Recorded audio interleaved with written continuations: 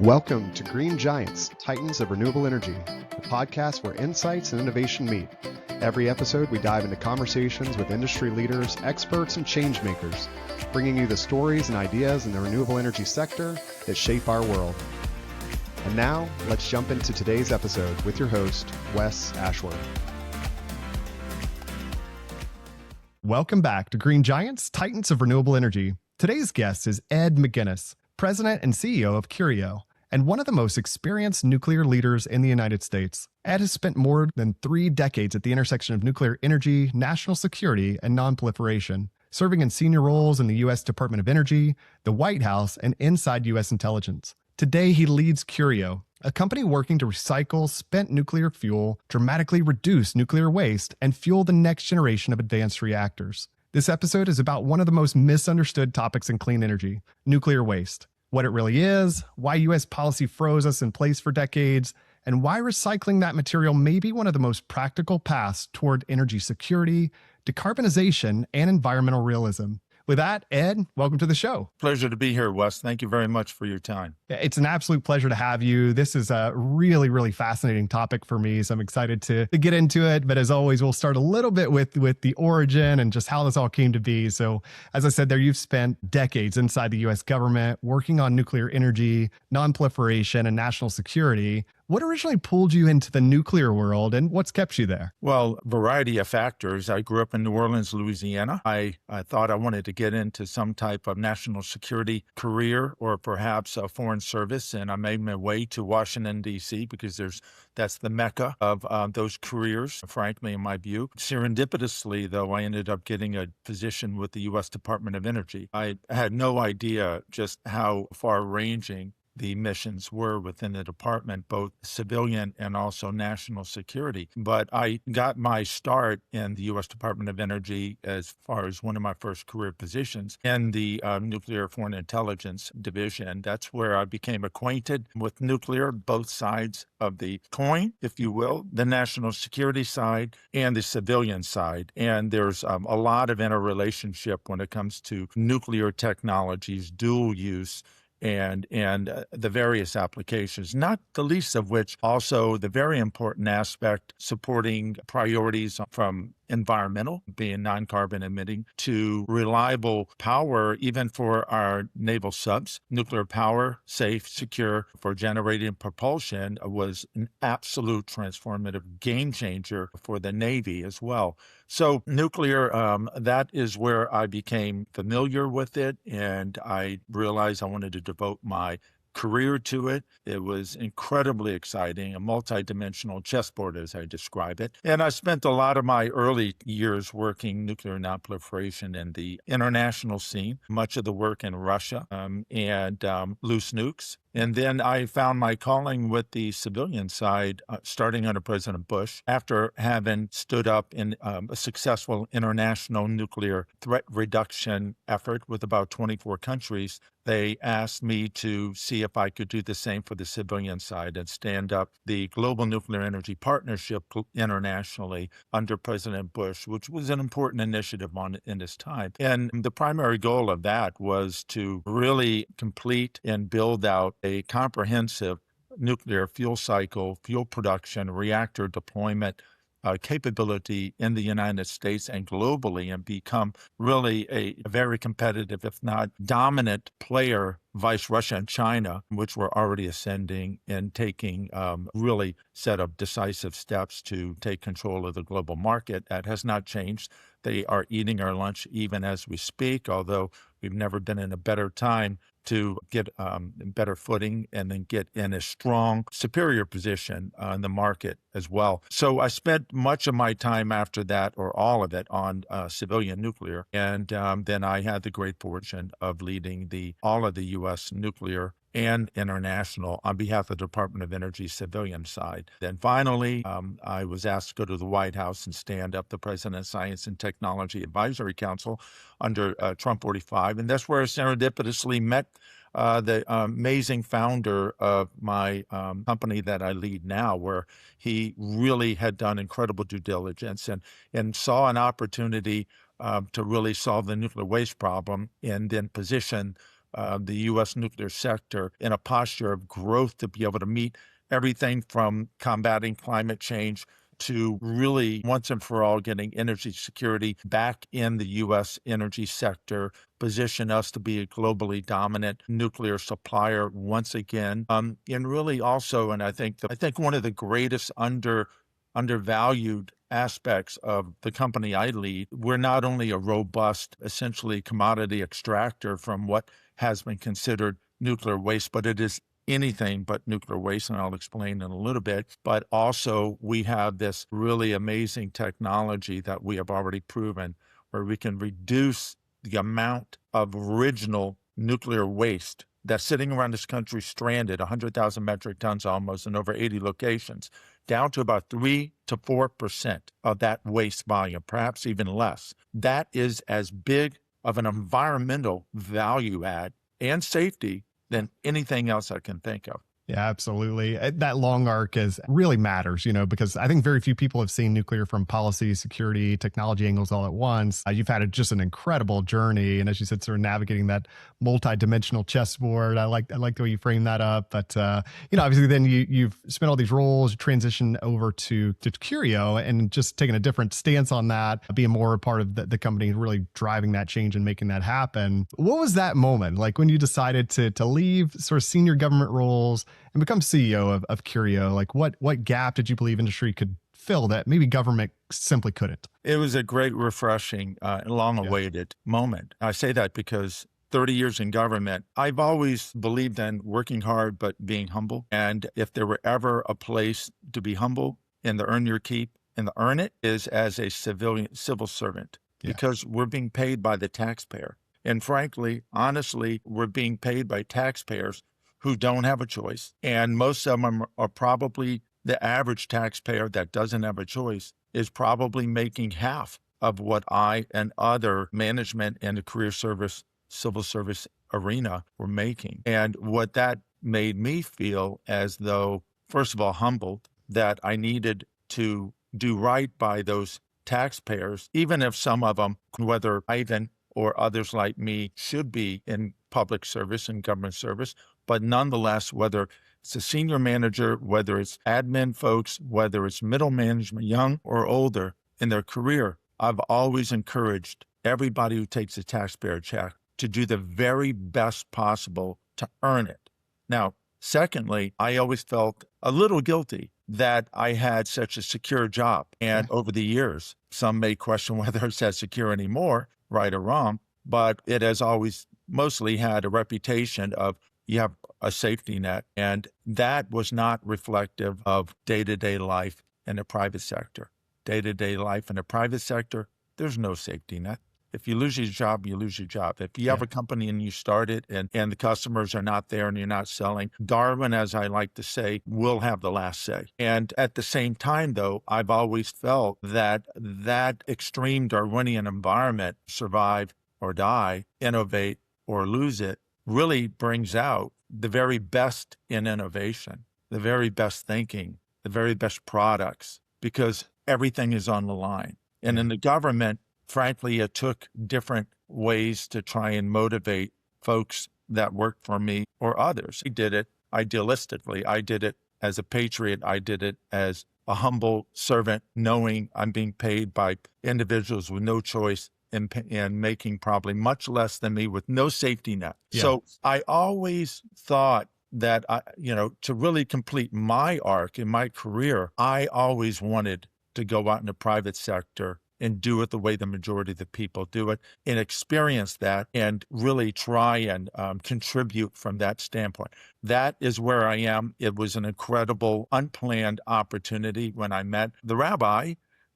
He's a remarkable individual, and life works in so many different ways. And he may be a rabbi with rabbinical training and studies, faith-based, yet he is an uber entrepreneur. He is an amazing entrepreneur coming from 3 generations of entrepreneurs in his family. We met at the right time.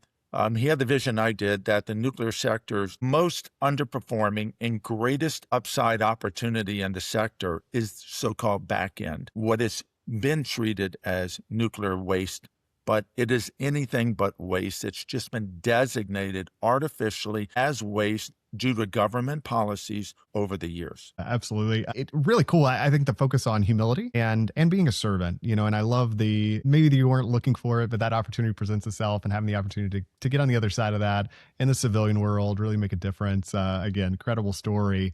And you sort of touch on it there. That's kind of the next piece I want to get into. So, people have really framed this up in a lot of different ways, but people hear nuclear waste. I think there's some fundamental sort of misunderstandings with that. And then also, I've heard you say, you've described that spent nuclear fuel as slightly used nuclear fuel. And this will get into sort of the meat of what we're going to chat about today. But tell us a little bit about the misunderstandings today, and then why that distinction matters so much when we're talking about slightly used nuclear fuel. Indeed, Wes. If there were ever a prime example of something, material that is considered by some as waste, but one person's waste is another person's absolute high value treasure, it's nuclear fuel after it's come out of a nuclear reactor. Over the years, going all the way back to President Carter, when he decided to put a moratorium on any industry reprocessing, recycling, reusing the used fuel after it is run in a reactor once, which is typically run for about 5 years in this country, after it's taken out, you've only used about 4% of that energy value. To put it in context, there is enough energy value left in this so-called nuclear waste, which is, as you said, it actually more accurately described as slightly used nuclear fuel. I'm sorry, if you've only used 4% of that fuel, slightly used. It's like taking a Cadillac Escalade, filling it up for one tank or maybe a month and then throwing it away. Only the United States could get away with a policy change that would sideline $1 trillion worth of resources that are badly needed. But we did it. President Carter did it. And he did it primarily because he was convinced by nuclear nonproliferation community policymakers that because of international nuclear proliferation concerns with the countries like North Korea, Iran, even other countries, Pakistan, and others, that if we self-restrain and not recycle, because this technology does have a dual-use purpose, meaning it can be used for peaceful purposes, but with a determined actor, it could be used for military or defense purposes. So he was convinced to lead by example that we have the best chance of convincing North Korea, Iran, Pakistan, and others from reprocessing if we self-restrain. We have a moral high ground. Well, how's that worked out? I don't think it has worked out very well. There are some successes, certainly in the U.S. nonproliferation efforts, a lot. But I would argue that that is only kneecapped us. The UN has had a devastating effect on our nuclear fuel cycle capabilities, our nuclear sector, and our energy security, which we're now fixing. The point is, nuclear fuel in this country, it starts traditionally by uranium mining. You dig up the uranium, and then what you do is you process it, and then you enrich it, and then you put it in these gas centrifuges in a gas form. So you're converting it into a gas, and then you're enriching it to a level that you need. For example, 4.5% enrichment of uranium-235 for your typical large reactors in the United States. Some of the next generation reactors coming in, or many actually require higher levels of enrichment, up to almost 20%, which they call HALEU fuel. So that fuel, when it's run in a reactor in the U.S., it's run typically for about 5 years, any reactor in the U.S., across the country. And we have reactors in almost 40 states around the country. When that fuel is taken out after 5 years or so running, they put it in a pool to cool off, and then eventually take it out and put it in dry cask storage on the pad, sitting there and nowhere else to go, because the federal government was by law supposed to have started picking up that material back in 1998, but failed to do so. So we have all this material stranded. Remember, President Carter decided to put a moratorium on reprocessing. Companies lost billions as a result of that and lost any appetite to get back in. And even though President Reagan reversed that policy and reversed the moratorium on reprocessing, damage was done. Incentives were already built in, including the Nuclear Waste Policy Act that started taxing ratepayers to pay for a non-recycled once through nuclear fuel disposal site. That Nuclear Waste Policy Act was the nail in the coffin to any company at that time having any interest in trying to do a reasonable thing, and that is full resource utilization. The nuclear fuel, after it comes out of a reactor after 5 years, here's one of the amazing things that really just puts an exclamation point on the fact that this is not waste, this is treasure. When it comes out of that reactor, not only, Wes, have you only used about 4% of that value, meaning, according to leading scientists from Idaho National Lab,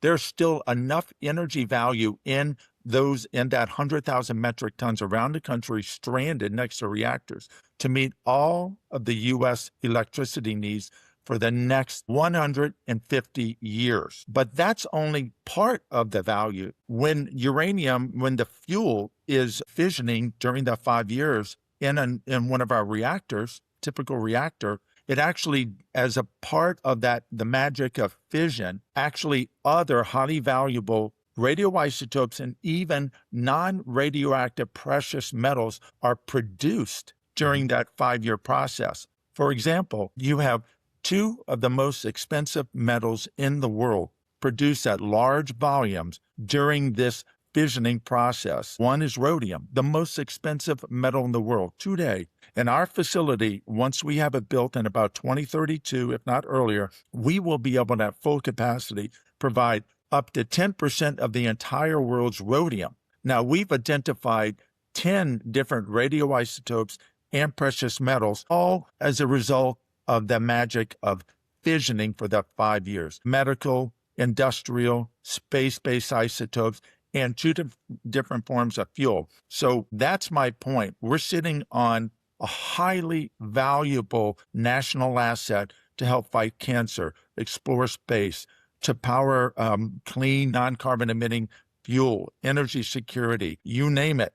There's a plethora of value propositions all sitting there waiting to be tapped. When I was at the White House and I met Rabbi Moskowitz and he saw the same thing I saw, it was too good of a thing for me to pass up. So that's when I jumped out to lead this to once and for all, fix our nuclear sector, set it up for growth, set it up where it can triple and quadruple to reduce carbon emissions, whether that's your priority, or to reinforce energy security, or to be a key aspect of our national security and global competitiveness. So we're in this key moment where we can fix it. And the last thing I would say, Wes, is that I had great remorse thinking that I might retire from government and leave such a terrible legacy for future generations by not solving the nuclear waste problem, imminently solvable.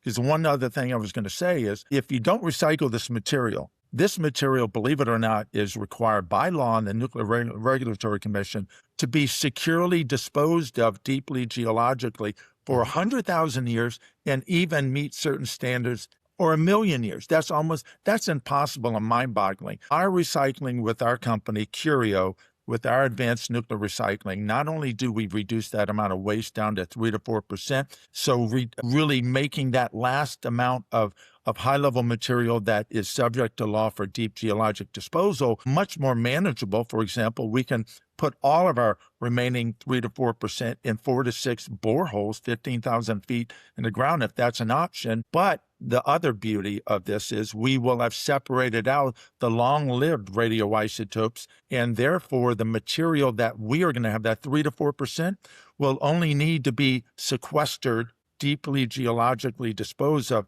for 300 years about. Now, it sounds like a lot, but not compared to 1 million. Correct.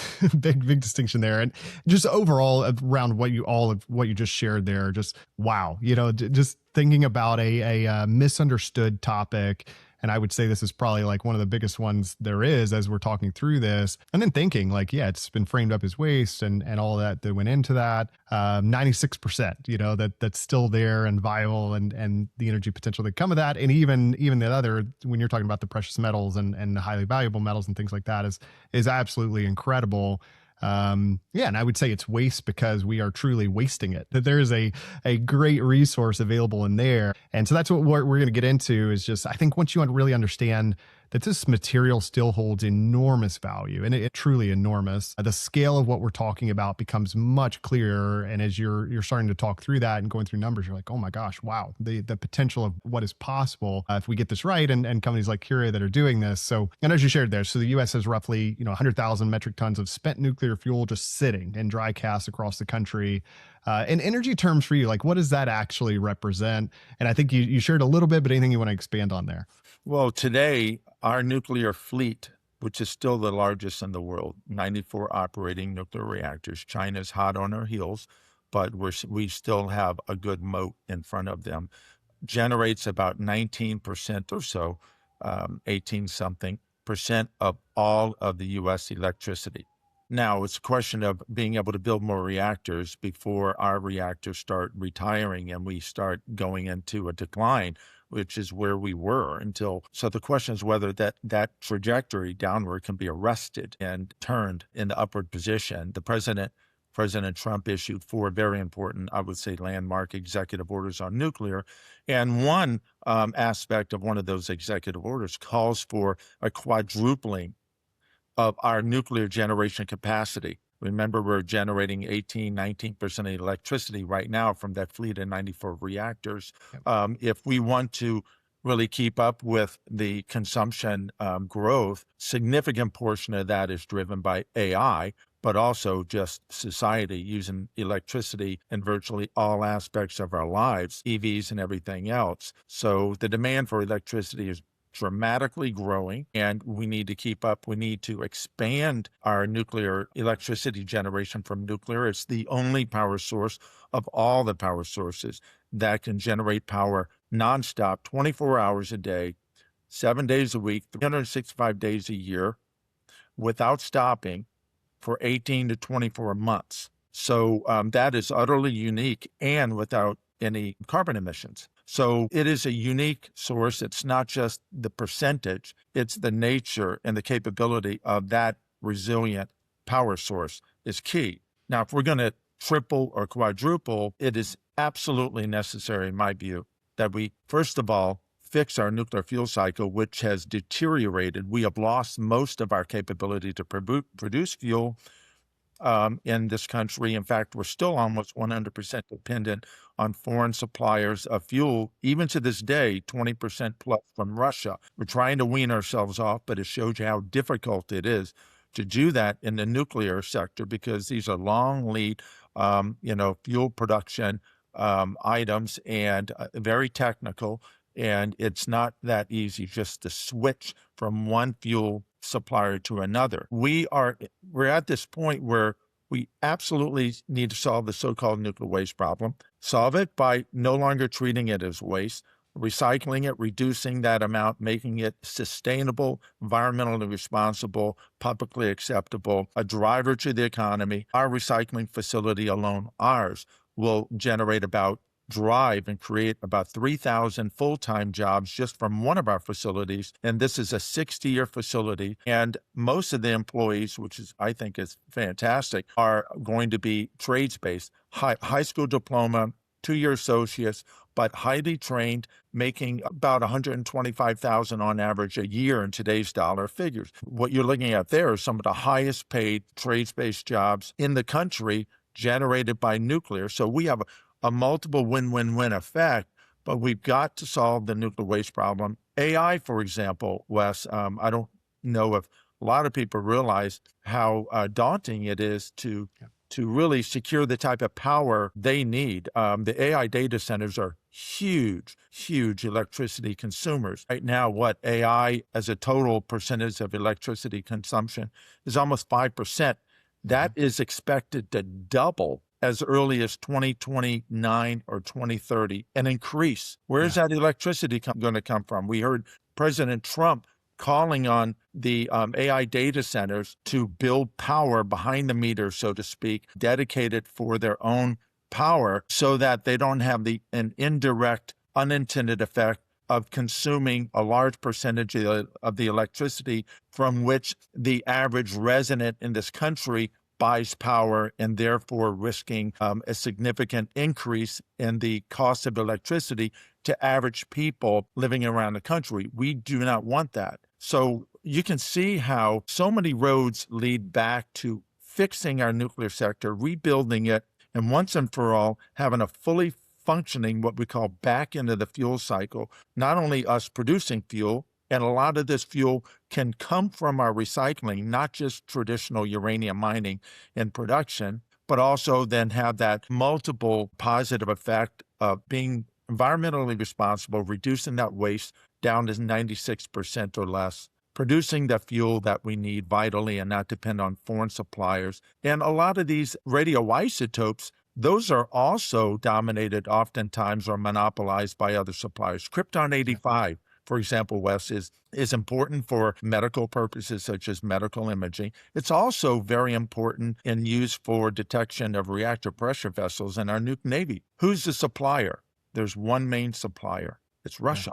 That's not acceptable. So it's a remarkable thing that by solving the so-called nuclear waste problem, you're having so many other incredibly valuable contributions made through it. This is a no-brainer. So it's time for us to do it. The road has been cleared for us to largely do it. Policies have changed. The president has now called on his cabinet heads, namely Secretary Wright and Secretary Hegseth, to come up with a plan once and for all to recycle not only our country's commercial used nuclear fuel, but also the government's large stockpile of used nuclear fuel. And our company is positioned to do both, be a part of that answer and recycle at national scale both.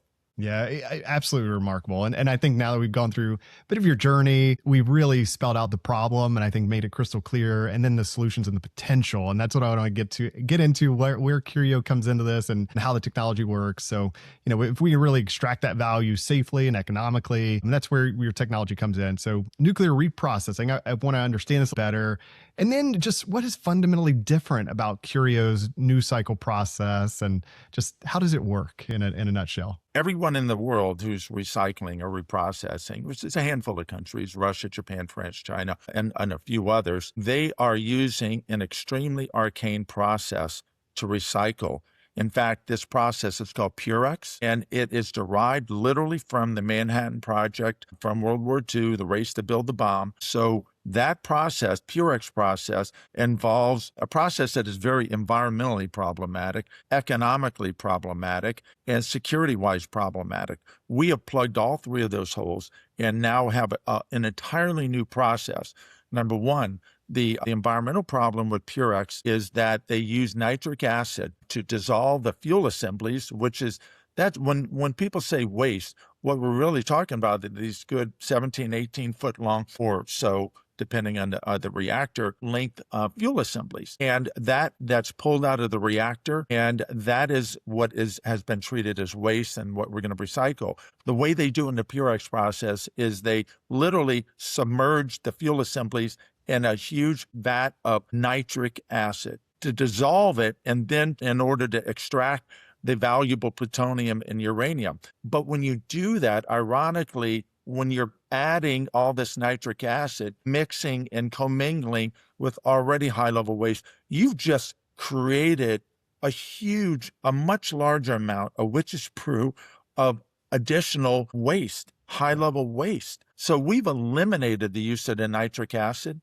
We use a largely dry process. It's a pyro process that includes an electrolysis process. So when we take those fuel assemblies and we put them in our process, we increase the heat in a significant way and inject certain gases, and we're able to get a full decladding of the zirconium cladding that contains the fuel pellets. Then we're able to get the fuel pellets pulverized, turn it into a gas form, pull out products like a mining operation, a commodity extraction. And all the while we're pulling out all of these commodities, making it economically much more robust than the Purex process, where they're only pulling out 2 or 3 processes. By the way, I didn't mention all of these reprocessing facilities around the world, they're government owned. Remember what I talked about, lack of innovation when you have no safety net. This is a classic case. They have failed to innovate. They're using the same process after 70 plus years. And so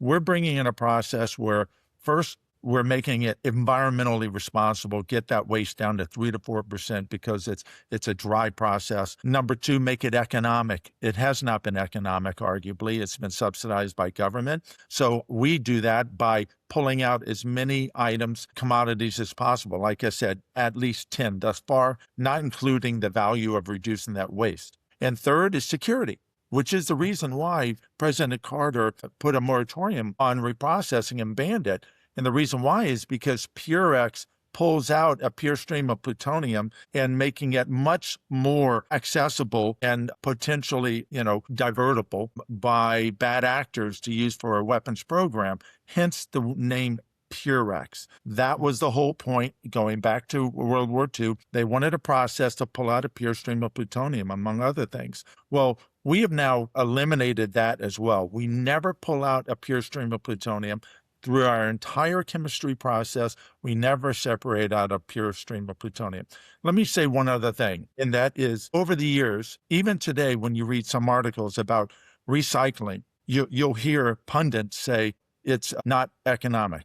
Well, yeah, if you look at it based on these large state-owned companies that have been reprocessing with no incentive to really innovate and be more efficient, absolutely, those large state-owned organizations are not, in France and others, really economically viable on their own. That's why we have this multi-commodity extraction approach. And secondly, they say, well, it's not secure. Right. They're all continuing to pull out a pure stream of plutonium. Even a plant like in La Hague, they have to maintain at least 100 plus metric tons of plutonium, weapons usable, just for the operational balance of the plant. We never will have any pure stream. It will be self-protecting with other self-protecting radioisotopes and fission products. And lastly, the economics, that's what, with a private lead, we will be the first company at national scale to deliver and be able to process at high throughput. We have concluded not only that it is economically viable when we pull out so many products, and we can do it in a policy consistent way with the United States history and sensitivity from a security perspective, building in safeguard security by design, no pure plutonium, and also making it environmentally responsible, reducing that waste.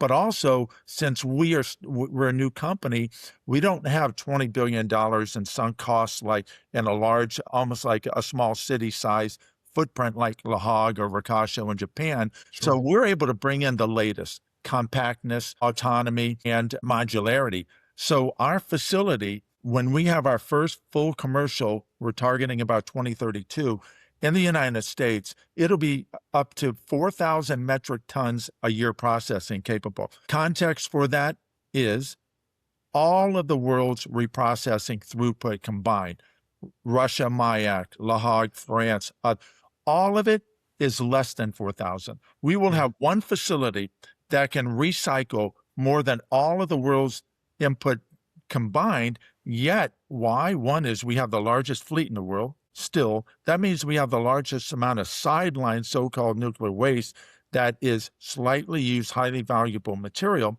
So that's where we come in. And I would just say that what you're seeing sometimes when pundits come out, they're literally not making the effort or not acknowledging companies like ours and what we're doing. And they look in the rearview mirror and then they judge the current situation and the opportunity to really bring in the next generation recycling. And they do it by looking in the rearview mirror and saying, well, you can't do it because the other state-owned, non-economic, large, inflexible, arcane process couldn't do it. It's like comparing SpaceX reusable rockets in the 2000s, saying Elon Musk will never pull out reusable rockets because no one's ever done it before. That's the whole point of innovation.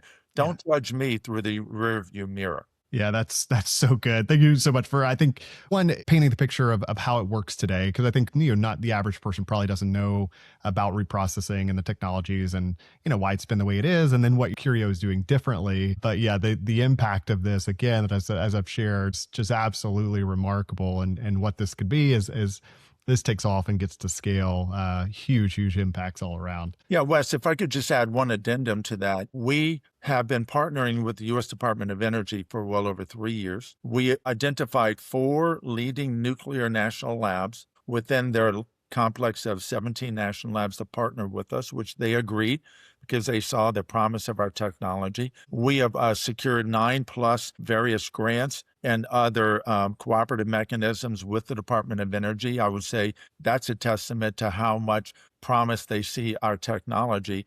And just last year, we completed the key milestones of our lab scale demonstration in order to show that this process works on commercial use nuclear fuel, and to show that we can reduce it down to 3 to 4%, which we did. We can pull off pure forms of isotopes and other fuel feedstock. So, for example, we demonstrated that we can pull off UF6, which is the feedstock for gaseous centrifuges to further enrich the uranium. We've demonstrated we can pull it off at ASTM standards, industry standards, so it's going to be enrichment ready. So we've already demonstrated that, and now we've pivoted to going into a commercial scale-up. We're in the process now of looking at locations around the country that would be optimal for us to build one or more of our recycling facilities. We expect to have our first module ready for recycling and producing, by the way, HALEU within the next 3 years. And we will have our first commercial targeted by 2032 for a full commercial. So it's an exciting time. And, don't believe a lot of the pundits that not many of them, fewer and fewer, that tend to want to say why something is not going to happen. We're going to prove, just like SpaceX and reusable rockets, a startup company, can make a major and historic difference. And that's what we're in the process of doing. And we've gotten through many of the gates now. So we have a very, very good probability of success at this point. Yeah, absolutely incredible work that you're doing. And then I'm really excited to just continue to follow this and stay in tune with the progress and how that happens. One thing I did want to highlight as well too, so Curio, not just a recycling company, you're also building a vertically integrated stack that includes some advanced reactors. Tell us a bit about that. Like, why was that important? Absolutely. I'm glad you mentioned that. It's important for a number of reasons. One is we believe an optimal business model is to be a company that's vertically integrated in the nuclear space, where we can meet the demand where the industry has not met the demand. For example, if you're a CEO of a utility, right now in the United States, and you want to buy a nuclear reactor, you want to get the fuel, and you want someone to take care of the back end used fuel management and waste disposition, you will not find that company except for ours. What you're going to find is a very segregated sector. You're going to find there's a sector for reactor designers. So if you're a CEO and you want to buy a reactor, fine. You can purchase a reactor, or at least the design. They'll bring in a builder. And then what if you say, what about the fuel? They'll say, well, we don't produce the fuel. We don't provide the fuel. You have to get the fuel from the nuclear fuel market. And you might wonder, well, is that the market where it's still dominated by Russia? Is that the nuclear fuel market where we have no American producers at this time? That sounds risky. And then you may say, oh, by the way, my residents and we both are very, environmentally conscious. We want to be responsible, not pass waste down to future generations. Can you help me with the nuclear waste? And those companies are going to say, oh, no, I don't do that either. Yeah. Well, we want to upend that and offer the full suite of nuclear reactors. And we have a small modular reactor that's optimized with our fuel, around our fuel, which is not the way most companies have done it in the past here. And we'll be a fuel supplier, and we are going to provide the used nuclear fuel management, and we will provide the disposition pathway. We're going to provide the whole ball of wax and remove those Faustian bargains that you currently have to deal with. We're going to respond to the market the way we believe the market wants, and that is a full integrated choice by many of the companies. They don't want, or I would say a lot of these companies are still not ordering large numbers of reactors, relatively speaking, because of a deficiency in the market from a used nuclear fuel services, disposition, and even fuel supply. We aim to crack into the market and offer all of that. In the early 2030s, when we have our small modular reactor, which is we call HOPE, appropriately named, homogeneous plutonium eliminating reactor. We are going to have that combined with our recycling and fuel supply. We also have a submicro reactor, and that is under development now, and we're looking to bring that into the civilian market as well. The last thing I would say is the reason why we are doing it this way, where we want to be a recycler first, and then a fuel supplier, and then reactors, while we will provide fuel to all types of reactors and recycle services for almost all types of used nuclear fuel from those reactors. We also want to have our own suite of tech in our reactors that we have with the fuel too. And the reason why, one reason, is I like to say the fuel drives the reactor. The reactor hardware does not drive the fuel. And so it's similar to IBM and Microsoft. When Bill Gates and team went into IBM, the dominant tech computer company on the planet, but couldn't see the opportunity if it hit IBM in between the eyes. And that is, the future is not hardware. The majority of the business and value is not going to be selling the monitor on your desk and the keyboard. It's the software, but they couldn't see that. They couldn't see the forest through the trees. But Bill Gates and team did. And so when they said, okay, then I guess we can do this deal and we'll have exclusive rights on software, IBM made a fatal error in saying, okay, it's the software that's important, and that drives hardware. Same thing for nuclear fuel. It's the neutronics. It's the nuclear fuel that drives a reactor. So if you build a reactor and not having the fuel as the first principal driver of that design, you're, in a sense, suboptimally shoehorning in fuel into your reactor. Yeah. We're flipping the script. Our reactor is optimized for the fuel. And oh, by the way, our reactors are not uranium fuel. Yeah. Uranium is a heavier and less dense energy source than plutonium. And the key reason why we haven't seen plutonium in the civilian market is the proliferation concerns over the years. And we believe we've solved that and checked that box by only using the plutonium when it's intertwined or intermeshed with other radioisotopes, transuranics, and fission products that give a nice, robust security layer around that fuel, but not to the point where it impairs the neutronic performance of the fuel. So our small modular reactor, because of the magic of lower weight ratio plutonium, higher density of power, we expect will be about a third the size of any of the uranium-based advanced reactors coming into this market. Full stop. That gives tremendous advantage for our systems. Yeah, I mean, just completely blown away, just hearing all this, learning more about it, learning about what you're doing, just how innovative it is, the technology, the approach, the vertical integration. I love some of this comparisons with Microsoft as well, really paints a picture. So just remarkable stuff. And I will link as much as I can in the show notes as well. People want to learn more and find out more about what you're doing and all that's going into here. I'll end with maybe a question or two more. So if you look ahead, if you look 6 to 10 years, even beyond that, what does success really look like for Curio, and what does it unlock for the broader energy system? In the next 7 years, if we achieve our objectives, we are going to be the leading nuclear company in the U.S. and very well likely in the world from the standpoint of being able to offer the entire loaf of bread to customers. It's going to make it much more palatable. That's when we get large numbers, when we are able to present access to nuclear without also these customers having to deal with and taking on that liability of so-called waste and an insecure fuel supply sector. So I believe we will be in a dominant position. We look forward to, it's always good to have competition, and there's plenty to go around for everybody, but we're looking to be the next SpaceX of nuclear, and we're an eyesight of that. 7 years is not long, and we'll be getting our products in within 3 years. So game on, and again, that's the beauty of the no safety, frankly, net. That's the beauty of Darwin, always on your heels. And that is, you're either going to survive and innovate, or you're not going to make it.